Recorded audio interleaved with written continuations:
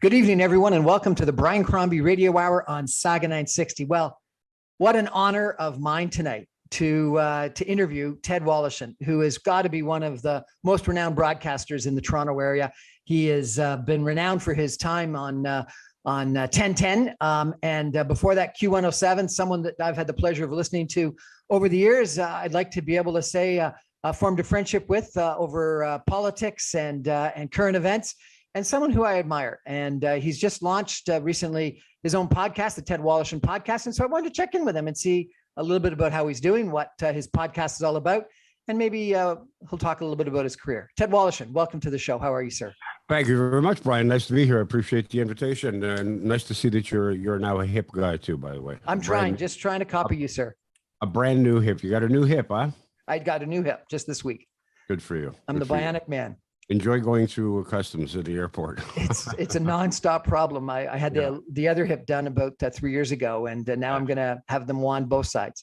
Oh, good for you. So how did you get started? Like, you've been such a success. You went to Seneca, and then you spent a bunch of time with Q107 and then with CFRB 1010. Tell us a little bit about your background, if you could. You know what? I had a passion for radio, honestly, ever since I was probably about 8 or 10 years of age. I remember taking an old Seabreeze turntable that my parents had, and then taking a lamp from my mother's room, taking a shade off it, and with nail polish writing on the base of the shade, 1050 Chum. It's just like they had sort of the old microphones. Remember Chum used to have the Chum satellite station down at the CNE? Yep. People right inside the Princess Gate. See, people would come and they would stand around. And you see the disc jockeys playing music, and they'd interview people. And I watched that whole process, and I thought, well, this is fascinating. This is something that I want to do. This is something I want to do. And after I finally got through high school, it makes me sound like I was there a long time. When I got through high school, I applied at Seneca College. They had what was then called an applied arts course. I think they actually have a radio journalism course now. And I worked there. I attended classes for a semester and a half, and I got a job offer to work at a station which no longer exists in Brampton called CHIC, C-H-I-C. And just before I got there, it was, I think, one of Canada's first, if not Canada's first, all-female radio station. Hence the name CHIC. CHIC. Now, try pulling that off today. It wouldn't work.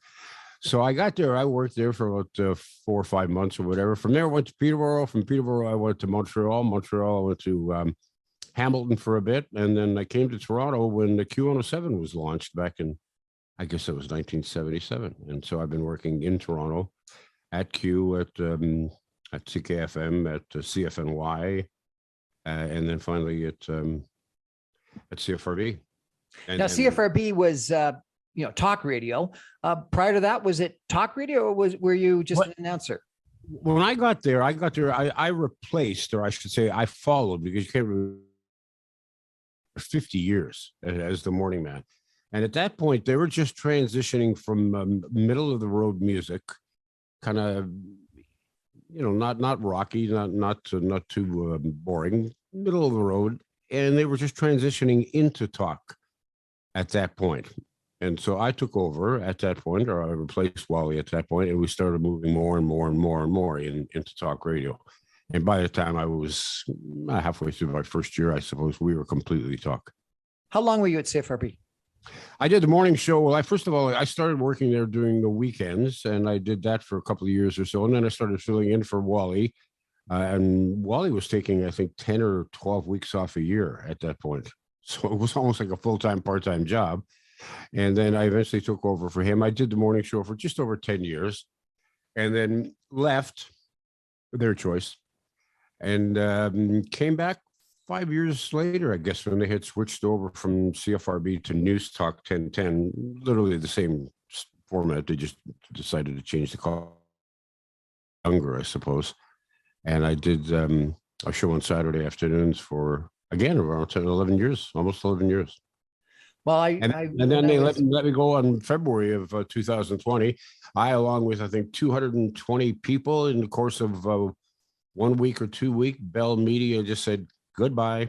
And between television and radio in Southern Ontario, that many people got blown out the door. That's a shame. I miss your voice on radio. There's no question about that. Tell us what you think the future of talk radio is. I think talk radio is going to be around for a long time. Music radio, I think radio will always be around in one form or another, whether it gravitates to podcasts. People thought that, it's like if you go back and people thought that television was going to kill film and television was going to kill radio, and then satellite radio was going to kill radio, and nothing killed radio. Talk radio, I think, will exist. The way it exists in Canada, the way it exists in the United States is dramatically different at times. It's very, very politicized in the United States, more so than it is here. Here you get more variety, like the podcast that I do, which is similar to what I was doing on the radio, except I focus it on basically one guest every week. And it's people I just think who are fascinating careers and how they got there and what they do. And in fact, one of the rules that we set down when we began the podcast was we're not going to interview any politicians. Decided. Why? Because I want to stay away from politics. It just got to a point where it gets me. There's just so much divisiveness going on now, and there's too much politics. There's enough politics around there for people who want to listen to politics, and people want to call in and start yelling at each other and calling each other left wing and right wing. They can do that. I prefer not to do that. I prefer to talk to people who are fascinating and find out how they got there. What do you think the secret to your success has been? I don't know. I hadn't never really thought about that. I think I've managed to change with the times. I'm trying to stay relevant, which is difficult. That's been a road for me. I enjoy what I do. I truly enjoy what I do. I enjoy people. I enjoy chatting with people. I enjoy listening to people, not just talking to them, but listening and talking with them. And it's just there's so many fascinating people who work in the medium, and there's so much you can still learn. I mean, I find I've been doing this as my 48th year in radio. And in those 48 years, I continue to learn. I mean, I still learn. When I started doing my podcast, even though it's really the same thing, I like to say podcast is like radio, except without annoying bean counters. Sounds good. I think that one of the things that I've always enjoyed about you is that you appear to be constantly curious, wanting to know what people are all about, and that you make them feel comfortable so that your curiosity is something that they'll respond to. Well, because I am curious by nature, and I thank you for that. And I am interested in how people get to where they are and what propels them and how they balance where they are. And I've been very fortunate to have interviewed some extremely successful people who have managed to keep their heads straight. I learned years ago when I started doing talk that the key to being a good interviewer is to be a good listener. Yep. And I've witnessed in the past where people have gone in to do an interview and they'll have a sheet in front of them and they'll look at their sheet and they'll say, okay, I got Brian Crombie on. First question, I'm going to ask him this. Here's the second question. Here's third question. So I asked the first question. Let's say the first question is,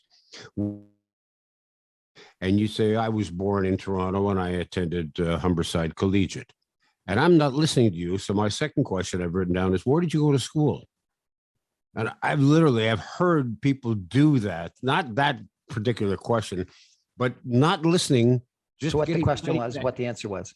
Not listening to the answer at all. And I think I am curious by nature, as I said, and I always tell people when I have them on my program, I say, don't look at this as an interview. Look at this as a conversation. I mean, we're just two people sitting around. We might as well be sitting on the couch in my house or your house, or sitting having a coffee or a cold beer and having a conversation. So I like to be more conversational than an interview.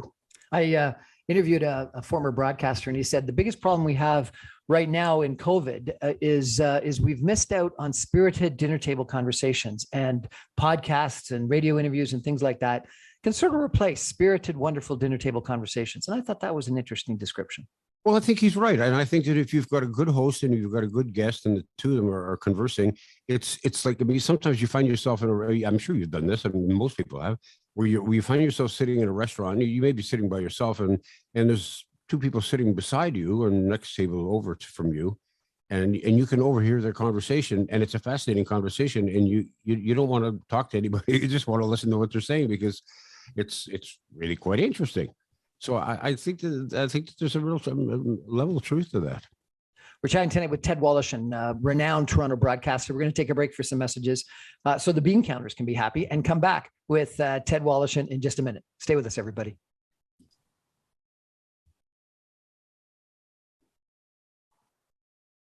Welcome back to the Brian Crombie Radio Hour on Saga 960. It's an unbelievable honor of mine tonight to be interviewing Ted Woloshyn, renowned Toronto broadcaster of Q107 and the morning show on CFRB 1010 for, you said, what, 10 years? And then you took a break and then another 10 years. 10 years in the mornings, and then 10 years, just over 10 years on Saturday afternoons. And you're also a columnist in the Sun newspaper? I do a monthly column once a month, right? It's last Saturday of every month. And you also told me that you've got a radio show still once a week. I'm co-hosting a radio show with a gentleman who started a company called Avoid Probate. Probate is it's kind of a difficult thing to explain in one sentence, but essentially, if for people who have gone through probate, it has to do with your estate. It can be very frustrating. It can be costly, and it can be a costly time in terms of time. He helps people save money and save an awful lot of time. So I've been doing this with him. He was the final guest that I had on my program on CFRB before I got let go, and it went really well. And he and I talked, and he said, "Listen, I'd like to do this some more with you. I'm going to buy some time on a radio station, AM 740. Will you co-host with me?" And I said, "I'd love to do that." And so I haven't. I've learned an awful lot about it, and it's just been a fascinating experience for me.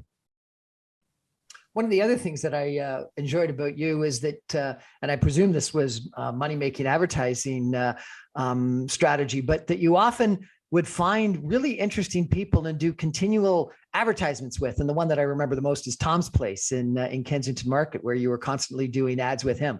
Was that a fun part of the job or a hassle? No, I loved it. I started. I'm still doing stuff with Tom. Tom is one of the sponsors on both Avoid Probate, the radio program, and my podcast. And we started together. When he first decided that he was going to do advertising on CFRB, that would have been like 2007, something like that. The sales account who was attached to his account, the sales rep who was attached to his account, talked to me, and I met with Tom, and we got along really well. And I started being his guy, and I've continued doing that with him since then. And I don't think he's missed one day on the radio in advertising, even through this whole COVID thing while people were shutting down. He managed to keep things going, and he kept advertising, which took a lot of guts on his part. You know, some people think suits are never coming back, so that does take guts. Well, it's a difficult situation with people like you and I, our homes or your den or wherever you may be, and it's like, well, why do I have to bother putting on a suit? So that's a tougher sell than it ever has been. That's for certain. Tell me about some of the more interesting interviews that you've done.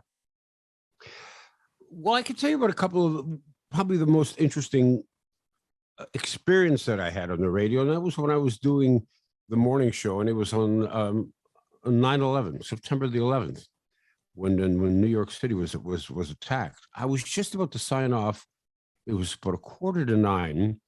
Dave Agar, who was our brilliant newsman, who was our news director, broke in with a bulletin saying that CNN is reporting that an aircraft has flown into one of the twin towers in New York City. That's all the information we have. We're not sure what kind of an aircraft it was. And at that point, I flipped over to CNN, and I could see that that's just what they're talking about, and nobody really knew what it was. And it didn't become obvious until a little later on. I finished my program. I went into the newsroom. I sat down. I had a coffee, and I'm watching one of the many television monitors that they had in the newsroom. Plane flying into a building. I said, "Oh, well, see, somebody caught it. Somebody had their camera, and they were filming this." And then it dawned on me, no, this is a second building that they flew into. So for the next 2 weeks, every day we had at least 2 or 3 or 4 individuals that we talked to in regards to this. We talked to a guy who managed to make it down from the 78th floor. He, along with 15 people, left their office to make it down to the bottom of Tower 2, I believe it was. At one point, they stopped because there was smoke coming in, and the vast majority of them said, no, we're going to go back up. This isn't safe to go down. He kept going down with a couple of the other people from his office. They overheard somebody in the hallway. They went in, they rescued him, they took him, they got saved. The people who went back up, unfortunately, they lost their lives. And he was telling the story. He was in tears by the time he finished telling the story about how he had saved this guy's life. And this guy had since, and this had been a couple of weeks or so, they had become like the best. Now, fast forward a year later, the station decides that we're going to be broadcasting from New York City on September 11th for the 1-year anniversary. So we flew out on the 10th. Nerve-wracking to say the least, but it was kind of interesting because Pierce Brosnan was on the aircraft with us, flying from Toronto to New York. I guess it was during the Toronto Film Festival. And I said to my boss at the time, or my producer at the time, who ended up being my boss, Mike Ben Dixon, I said, you know, we're safe. We're okay on this flight. No problem. He said, what do you mean? I said, well, James Bond's flying with us. Nothing's going to happen. And sure enough, there was Pierce Brosnan. But we went and we broadcast the morning show we did outside the Carnegie Deli, who had been feeding first responders for weeks and weeks and weeks for free, who would just come by and they would pick up sandwiches because they had opened early in the morning. So we did the show outside Carnegie Deli on the first anniversary. And then we went to the World Trade Center, what was left of it then. Across the street was a building that Verizon owned, Verizon Wireless people, which was severely damaged, but it was strong enough that it could support people inside. CBS, we were a news affiliate of CBS. CBS had rented one entire floor, the second floor of this building, and had all these radio stations lined up across there, as well as Dan Rather and their television people. And our afternoon show was doing their program from there as well. So we sat around there for a while, and then we spent the rest of the afternoon, went out to the airport, flew out of the airport, went to the airport, and you've flown out of New York, I'm sure, dozens of times, Brian, and you know yourself that it's jam-packed 24 hours a day. All the time. We got there on September the 11th at about 1 o'clock in the afternoon, and it reminded me of Winnipeg Airport, all due respect to Winnipeg, like empty, small. It seemed small and empty. All you could see were people walking around in army fatigues, camouflage, with sniffing dogs and machine guns. Because they were convinced there was someone that was going to do something on the anniversary date. Exactly. So we got on the plane 10 minutes after we take off, or 15 minutes after. I said to the stewards, I said, I need to use the bathroom. He says, no, so I'm sorry, sir. You can't get up out of your seat until after we've landed. I said, okay, I guess I'll wait. So I waited. And so I finished, we landed, and he came up to me. He says, you feel free to use the washroom if you want now, sir. He says, I'm sorry, nothing personal. And I said, I understand rules are rules. He said, you know, if you'd gotten up and gone, I wouldn't have stopped you. But the air ranger on board would have. I said, oh, there's an air ranger on board. He says, yes, there is. I said, which one is he? And he just looked at me. Do that? I said, I know, I'm kidding you. So that experience, you ask me people that I've interviewed, that whole experience, that 2 weeks following the attacks and then the anniversary, the broadcast a year later, is probably the one thing, the accumulation of those events, that stand out in my mind more than any individual. Although I've been very fortunate to have interviewed a lot of quite fascinating people. As I mentioned, when we talked earlier, during the course of my podcast, and I had some of these people I had interviewed on the program before. So I spoke with Lloyd Robertson, who is the legendary Lloyd Robertson. I mean, he is just a fascinating guy, and I'm always interested to find out how people got into what it is that they're doing. Yep. What was it that was the connection for them? And for him, he's a young man, as a young man growing up in Stratford, Ontario.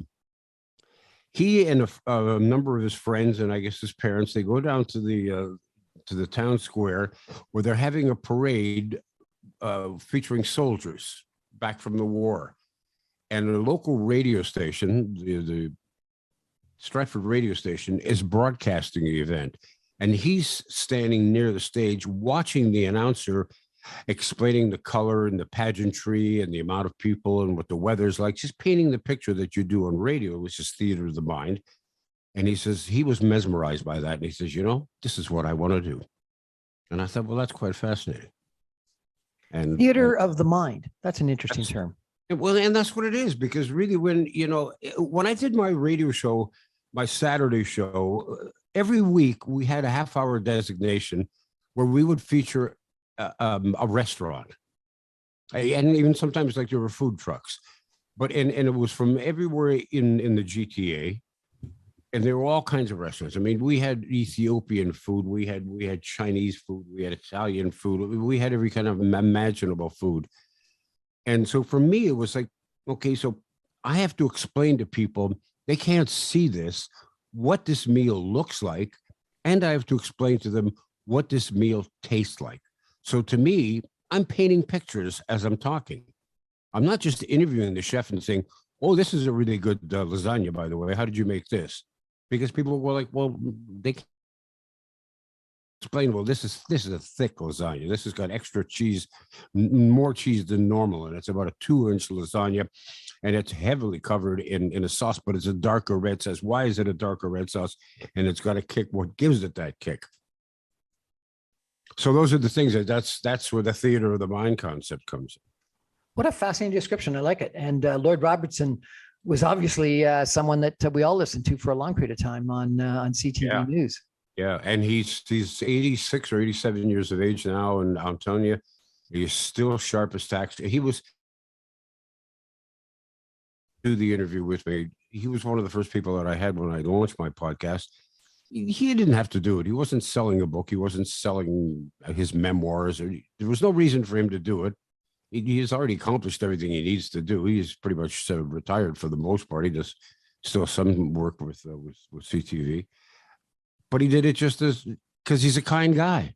I saw him, I guess, on CTV during the funeral of Prince Philip, and he was a commentator providing a lot of anecdotes about his experiences with the royal family over time, and flavor for the funeral. He did a spectacular job. So his memory was incredible, and someone that has had those experiences over time, even if he was doing it as a broadcaster, really added an incredible amount of flavor to the occasion of watching that funeral of Prince Philip. Well, I asked him about the various prime ministers that he's interviewed, and of course he's interviewed dozens and dozens over the years. And I asked him, I said, during the course of your time on air, were you ever approached by a political party to run? And he said, yeah. He said he was approached by both parties and decided that he was not going to do that because he says, I spend my entire life being as objective as possible and being as truthful as possible without taking sides. And I wasn't about to throw that all away for one party. And I said, I'm glad you didn't do that. What about you? Did you ever consider running for politics? John Tory asked me when he was leading the Conservatives in Ontario. He asked me if I wanted to run, and I was off the radio at the time and was only working part-time. Politics is always fascinating me. You and I have had many political discussions over the years. And I thought about it. I thought about it for a long period of time. I said to him, I said, John, I said, I'm honored. I said, I will only do this if I'm 100% certain that I want to do this. And there was just one thing that I couldn't get out of my head in order for me to say yes. And that was the fact that I felt that it was like I was walking down a hallway, and that I thought, if I get into politics, I'm going to have to go down this hallway. And the further I walk down this hallway, the narrower the walls get, especially When it's provincial or federal, as opposed to municipal politics, where you're essentially on your own, I'm not going to be able to say what I want to say. I'm only going to be able to say what the Tories want me to say, or the Liberals, or whomever it is. And I can't live my life that way. And on top of that, I won't be able to restrain myself from getting up and saying, Mr. Speaker, with all due respect, the honorable member from Kicking Horse Pass is full of it. You know what I'm saying? I couldn't wrap my head around that. I don't know if you'll remember the occasion, but you and I were both backstage for an address by Bill Clinton. And I think this probably would have been 2007, 2008 or something around there. And I remember you commenting, I actually think you wrote an article in the Sun about it, that you had said something to the effect of that you had never met an individual that had more charisma one-on-one. You know who that was? It wasn't Bill Clinton, actually. It was oh gosh, and he just passed away. No, it was Bill Clinton, because I remember the headline was BC meets BC. Well, you know who I found to be the most fascinating speaker was the former general who was part of the George Bush administration, and I don't know why I'm blanking right now. Colin Powell. Colin Powell. I saw him speak, and no notes, 45 minutes. He made people laugh. He brought tears to their eyes. He made them, they were in awe. I was stunned. I thought, man, this guy is unbelievable. He blew me away. Yeah, it's a real shame that he never ran for elected politics, but the word is that he was told that if he did, he would be assassinated. And it's a real shame, because I think he would have been a spectacular politician. He was a very good member of cabinet and a very good member of the armed forces. I don't know why anybody would want to run for politics these days. I mean, I think it's just it's gotten so ugly. There's so much muckraking going on. There's little to regret. People's opinion of politicians today versus what it was 10 years ago is closing in on used car salesmen, with all due respect.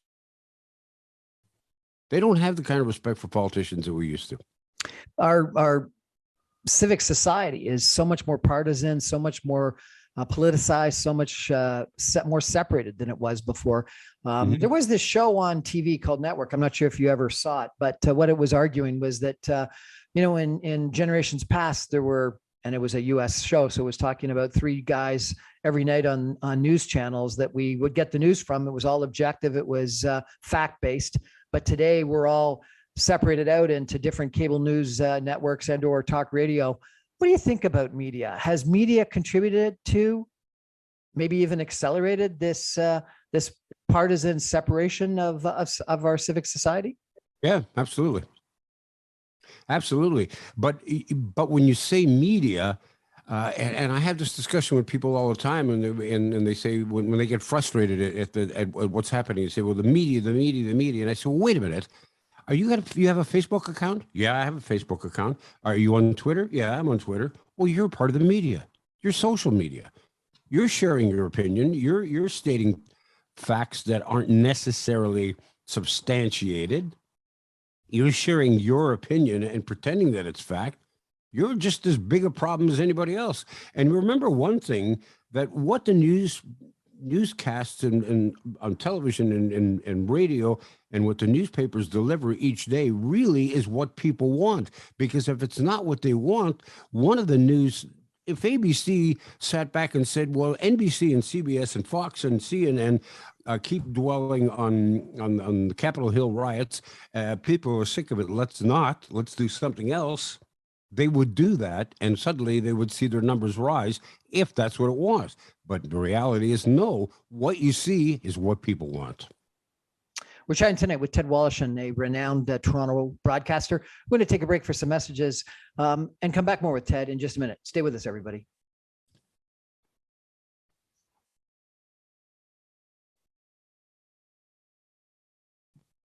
Welcome back to the Brian Crombie Radio Hour on Saga 960. I'm interviewing tonight. I got to tell you, one of the gentlemen that I have tried to emulate. He's got a radio voice. He's always been curious. When I was growing up, Ted, I always wanted to be Larry King. I just thought that, having the opportunity to sit down with interesting people on a regular basis and interview them would have been fascinating. And I've always had a business career. I've always been involved in politics and civic society, but I've always dreamt of being able to interview people the way that Larry King did and you did. And, well, it's interesting you say that, because I've always wanted to have the kind of business acumen that you possess, because I don't have that. And I agree with you with Larry King. Larry King was one of the people that I started listening to. He was one of the pioneers, really, of talk radio. First on radio, of talk radio, of course, first on radio, and then he translated that into the career. He became a punching bag for a lot of people. Which is unfortunate, but Larry King was one of the people that got me fascinated with talk radio, for sure. And he was very good at getting people to calm down, relax, open up, and divulge interesting things. I always found it interesting, though, and I disagreed with him. I remember watching him interviewing someone, and he said, I haven't read your book, so tell me about it. I'm thinking, well, why would you say that? And as I started doing my podcast and my interviews started going in radio, your interviews go from like 8 to 9 minutes to podcasts where they can go up 30, 40 minutes. So if you're doing an interview with somebody for 40 minutes, like I did recently with Peter Mansbridge, who's just written a memoir, it's sort of a memoir. And I read the whole thing, and it's fascinating. And during the course of the interview, like in the early part of the interview, he said, "So did you read the book?"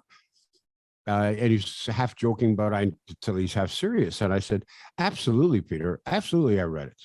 And then I even quoted something about him interviewing Margaret Thatcher, who accused him of not reading her book when he interviewed her. And he said, "I wanted to ask her if she had read it, because I didn't think she wrote it." And as it turned out, she didn't write it.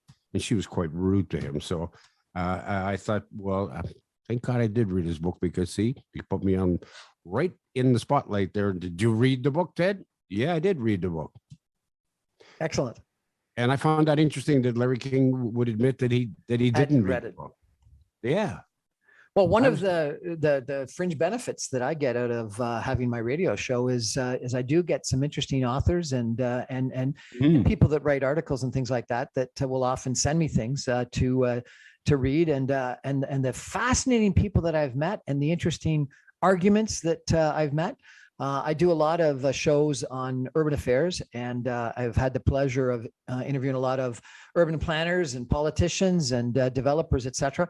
And you just learn an incredible amount when you, number one, interview them, and number two, read some of the background material, whether it's a book or an article. Well, one of the regular people that you have in your program is Mark Keeley, correct? Yep.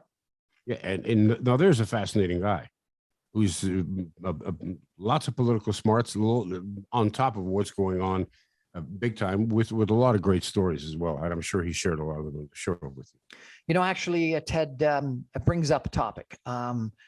Just about a year ago right now, his brother passed away from COVID, and we did a show, and he did, whether you call it a eulogy or just, a lives lived story about his brother. It was, I think, an older brother who was a chef up, I think it was Deerhurst in Muskoka. Very athletic, very healthy, doing everything right, and got COVID and was gone in like no time flat. It was a really sad story. But what Mark wanted to do is he wanted to tell the story to, and this was a year ago. I guess vaccines were just coming out at the time. He wanted to tell the story because he really wanted to tell people that COVID was serious, and that we had to take it serious, and we had to take physical distancing and masking and vaccines and all that kind of stuff seriously. It was a very impactful show, like really very impactful, as only someone that has that personal kind of experience can express. I understand you had COVID. Tell me a little bit about your experience, sir. I was about a week or so from getting my first shot, and this is going back to April of 2021. I was scheduled to get my shot, I think 5 or 6 days later, and I found out that through a mutual friend of ours, had contacted COVID. it had tested for COVID, well, tested positive for COVID.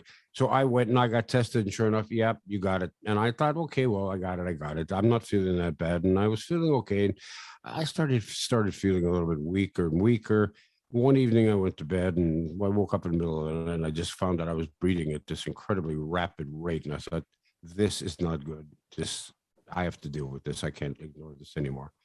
And I called 911, and the paramedics came, who were fabulous individuals, took me to the hospital. And I spent 10 days in a COVID ward. Now, fortunately, I didn't have to spend any time in ICU. I was not intubated. I didn't have the tube inserted into me. I was simply on oxygen tube. But it was a hellish experience. And I tell that story to people who ask, and I'm glad you asked, because for those people who think it's like having the flu, well, that's like saying your 5-year-old kid slapping you in the face and Muhammad Ali punching you in the head is the same thing. Trust me, it's not. It's a very serious thing.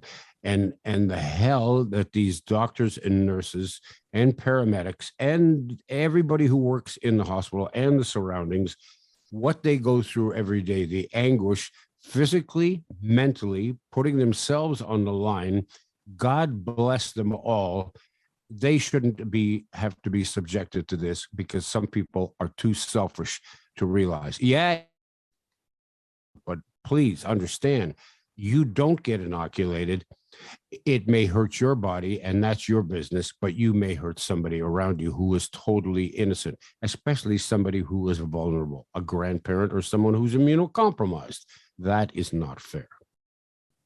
What do you think about the role the media has played in COVID? Have they overplayed the issue? Have they given too much time to anti-vaxxers and people that are non-believers? Because I don't think you can ignore people who are of that ilk. I mean, I think it's interesting. You know, the organizations such as QAnon. There was a woman recently. There's a story in the paper about a woman who was, I guess she was a high-ranking member of QAnon, and outspoken, just an anti-vaxxer, big time, left. I mean, just wouldn't stop talking about, you know, how it was killing people and it was a government ploy, and it was just in the big pharma is in it, and everything. It's just every day, just going at it and at it and at it. And actually, at one point, called for Dr. Fauci to be executed. I'm thinking, yeah, to be executed. I'm thinking, exactly what century are you living in, lady? Well, lo and behold, she got COVID and she died. Now, I don't ever feel good about anybody dying. That's not a good thing to feel. But I can't find within me one iota of sympathy for that woman. There's an article that I read recently in the newspaper that said that one of the problems that we have in our media is that even if 95% of the people are believers in vaccines and believers in COVID, and 5% are against, or 97% believe in climate change and 3% don't, that media has to give equal weight to both. And I can't remember, it's the principle of a duopoly, I think was the concept. And so therefore media, because it wants to present both points of view, even if one point of view is an extremely minority point of view, ends up amplifying it because of this representation of duopoly. Do you think that's right? I think what you need to do is, I think you need to understand that it is important for Bob Brown, who thinks that people are being injected with a poison and that people that were trying to cull the population, to give that person that opportunity to stand there on the soapbox in front of a microphone, in front of a camera, to say these things. Say, okay, this is what Bob thinks. This is what his group of people think. There are people who believe that. But to each and every day, keep giving the microphone to people such as that, who have absolutely no scientific Zero, I think, is irresponsible. So no, do you balance it out by giving as much time to people who like a Fauci or a Dr. Davila, for example, in our case, as you do to a member of QAnon or one of the you're the Proud Boys? No, you don't, because a lot of them are just talking BS. You live in Streetsville, don't you? I do. I love Streetsville. And I think that you've been very friendly with former Mayor Hazen McCallion over the years. As she used to call me her boyfriend. I thought that was the case. Tell me, is that good to be friendly with politicians if you're a radio announcer, or bad? You know what? It's both, I suppose. I mean, Hazel, as you know, she went through a controversial period of time there toward the end of her rule. I shouldn't say rule. It sounds like she's a dictator during the course of the time that she was the mayor of Mississauga, and that was kind of awkward. But I mean, on balance, I thought I was fair. I thought, okay, well, let me look at the facts here and let me see what this is. And again, there were people out there who were saying, there was a guy that I worked with. I'm not going to mention his name. Worked with on CFRB, who was constantly hammering at her every day, often in a very inappropriate way. And you know who I'm talking about, yep. Who happened to be also a good friend of another counselor who was an anti-Hazel individual. And so I couldn't listen to him and not go on my own show and say, wait a minute, that's not true. And the way he would just drop things and walk away and thinking like, wait a minute, you can't just drop something in somebody's lap without any kind of proof and say, well, you think about it on your own. What is that? It seems totally irresponsible journalism. So I brought him out on that. So yeah. Can it get awkward? Yeah, it can. We're chatting tonight with Ted Woloshyn, a renowned Toronto broadcaster. We're going to take a final break and come back with some concluding comments in just a minute. Stay with us, everybody.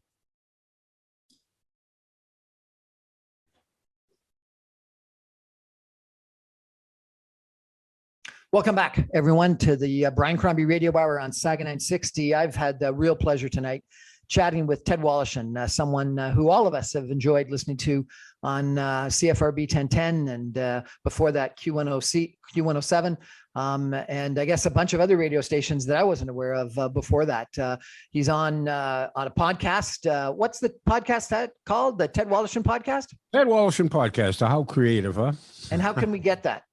You can get it. Well, first of all, if you want, you can go to, if you're on Facebook, you can go to the Ted Woloshyn Podcast Facebook page and sign up there, and you can get it that way. Or it's available on Apple Podcasts, Spotify, iHeart, pretty much all the major distributors of podcasts. Awesome. And you're also on radio once a week. I'm on AM 740 Sunday mornings at Probate, and you can find out more about that at avoidprobate.ca. Ted, what do you think the future of media is? Any comments?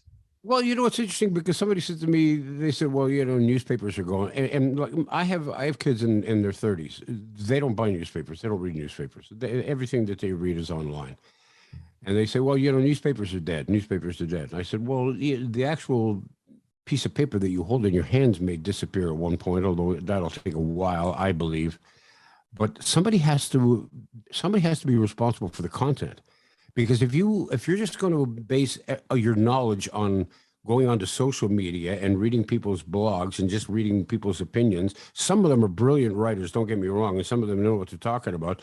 But the thing about bloggers and people on social media is they don't have editors.